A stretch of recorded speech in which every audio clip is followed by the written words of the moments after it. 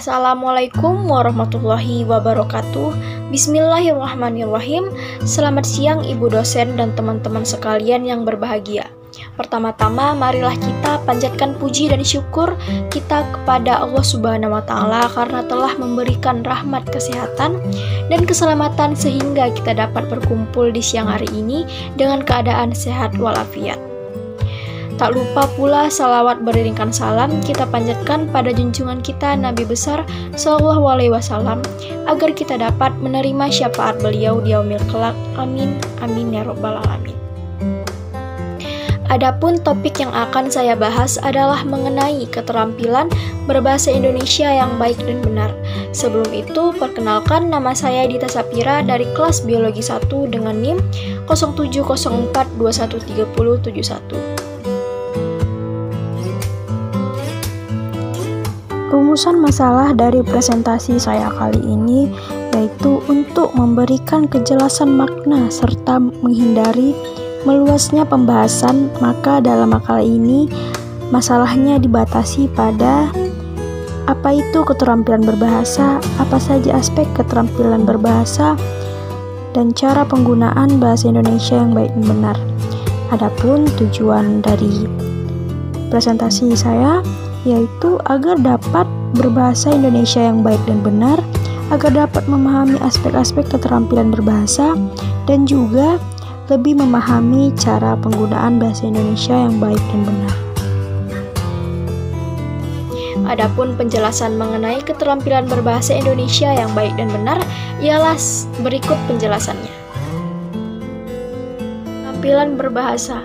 Keterampilan berbahasa adalah kemampuan dan kecepatan menggunakan bahasa yang dapat meliputi mendengar atau menyimak, berbicara, membaca, dan menulis. Titik keterampilan berbahasa dibagi menjadi dua, yaitu lisan dan tulisan. Lisan meliputi menyimak dan berbicara, sedangkan keterampilan berbahasa tulis meliputi membaca dan menulis. Jadi, keterampilan berbahasa merupakan sesuatu yang penting untuk dikuasai setiap orang. Dalam suatu masyarakat, setiap orang saling berhubungan dengan orang lain dengan cara berkomunikasi.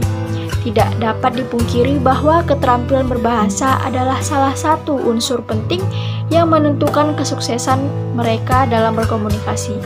Keberhasilan suatu proses komunikasi tergantung pada proses encoding dan decoding. Proses encoding adalah pengiriman pesan aktif memilih pesan yang akan disampaikan, memformulasikannya dalam wujud lambang-lambang berupa bunyi atau tulisan. Sedangkan proses decoding adalah penerima pesan aktif menerjemahkan lambang-lambang berupa bunyi atau tulisan menjadi makna sehingga pesan dapat diterima secara utuh. Manfaat dari keterampilan berbahasa ini adalah kita dapat mengungkapkan pikiran, mengekspresikan perasaan, dan dapat melaporkan fakta-fakta yang kita amati, serta dapat memahami pikiran, perasaan, gagasan, dan fakta yang disampaikan orang kepada kita. Aspek keterampilan berbahasa Indonesia ada 4, yaitu menyimak, membaca, menulis, dan berbicara. Yang pertama ada menyimak. Menyimak sebagai proses besar mendengarkan, mengenal, serta menginterpretasikan lambang lisan. Keterampilan yang paling mendasar ialah menyimak. Setiap orang tentu melakukan kegiatan menyimak, mulai dari mendengarkan berita, cerita, dan berbagai informasi lainnya, baik melalui TV, radio, dan lain-lain. Mendefinisikan menyimak adalah kegiatan mendengarkan atau memperhatikan baik-baik apa yang diucapkan orang, menangkap dan memahami makna dari apa yang didengar. Menyimak berbeda dengan mendengar.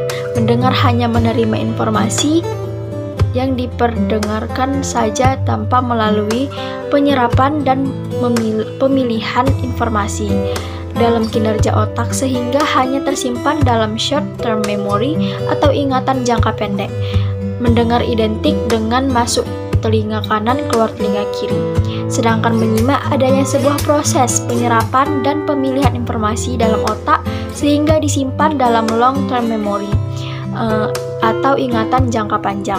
Disinilah kinerja otak bekerja dan berkembang dengan baik.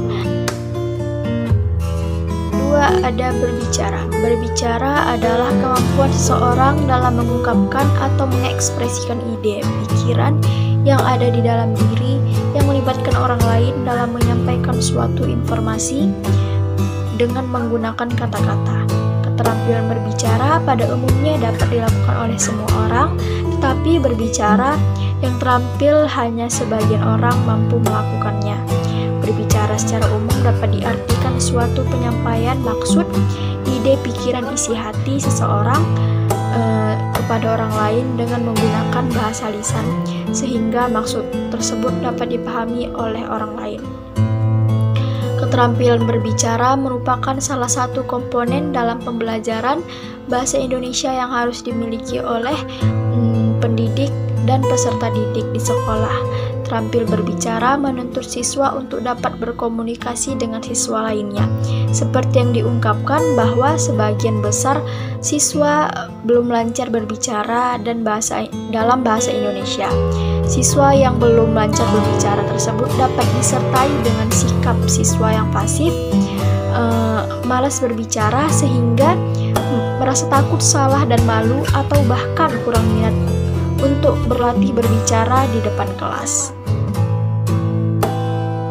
Ya, membaca. Membaca merupakan kegiatan melihat tulisan bacaan dan proses memahami isi teks dengan bersuara atau dalam hati. Membaca adalah mengungkapkan suatu imajinasi terhadap suatu pembaca yang disukai khalayak ramai dan juga dimengerti oleh seseorang. Pusat pemerolehan berbagai pengetahuan keterampilan dari menyimak, berbicara, dan menulis ialah membaca.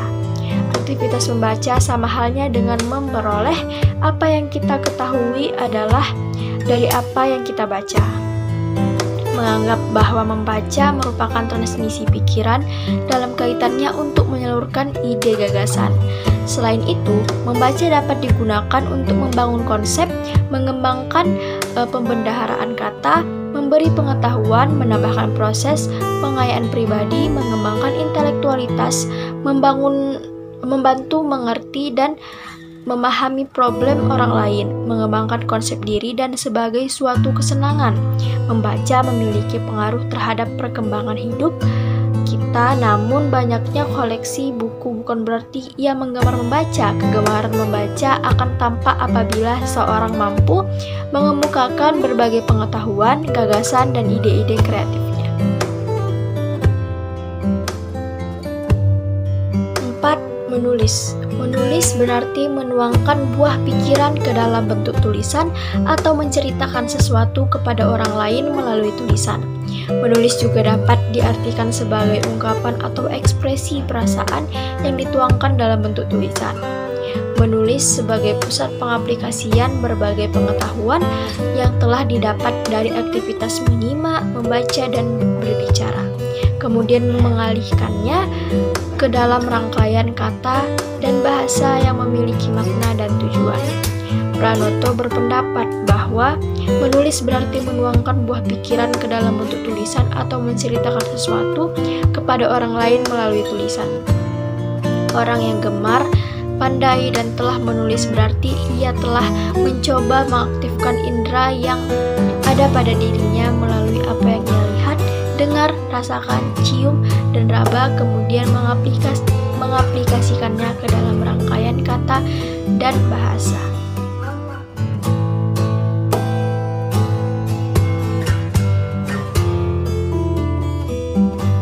Cara menggunakan bahasa Indonesia yang baik dan benar. Berbahasa Indonesia dengan baik dan benar dapat diartikan sebagai pemakaian kata-kata dalam ragam bahasa yang serasi dan selaras dengan sasaran atau tujuannya, dan yang terlebih penting lagi adalah mengikuti kaidah bahasa yang baik dan benar. Pernyataan bahasa Indonesia yang baik dan benar mengacu pada ragam bahasa yang dimana memenuhi persyaratan kebaikan dan kebenaran. Bahasa yang diucapkan biasanya adalah dalam bentuk bahasa yang baku. Menggunakan bahasa Indonesia yang baik dan benar mempunyai beberapa konsekuensi logis terkait dengan pemakaiannya yang sesuai dengan situasi dan kondisi. Pada suatu kondisi tertentu, yaitu situasi formal, menggunakan bahasa Indonesia yang benar menjadi pilihan atau prioritas utama dalam berbahasa.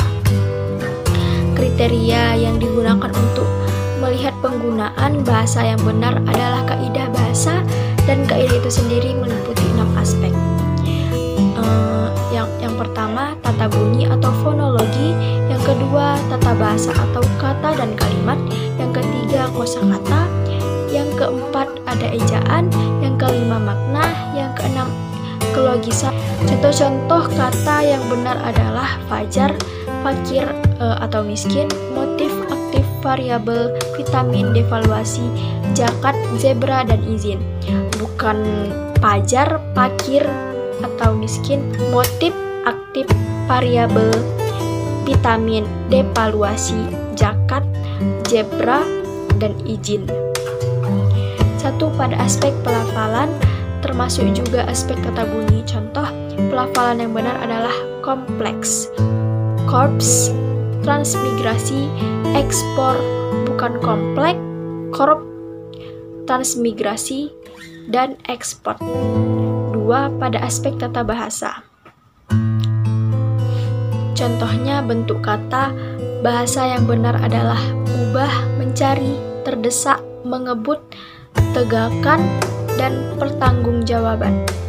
Bukan obah, probah, ubah, nyari, kedesak, ngebut, tegakkan, dan pertanggungjawab. Dalam segi kalimat, dalam kalimat mandiri, pada kalimat mandiri harus mempunyai subjek, predikat, dan objek atau keterangan.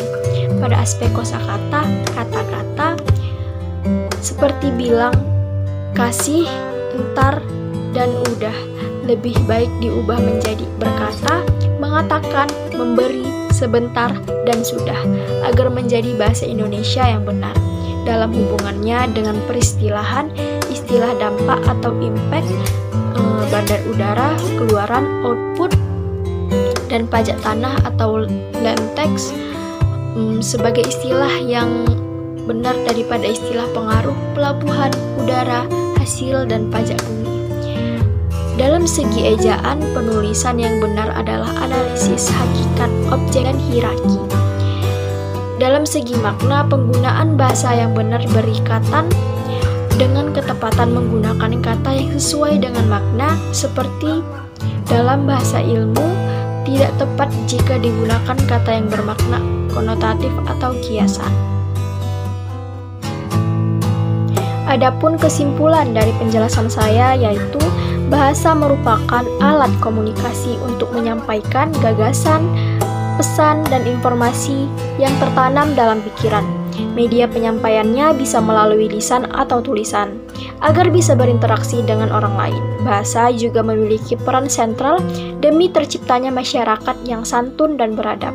Tujuan utama kita belajar suatu bahasa yakni peran pentingnya di dalam perkembangan intelektual dan emosional serta sebagai penunjang keberhasilan dalam mempelajari pelajaran yang lainnya.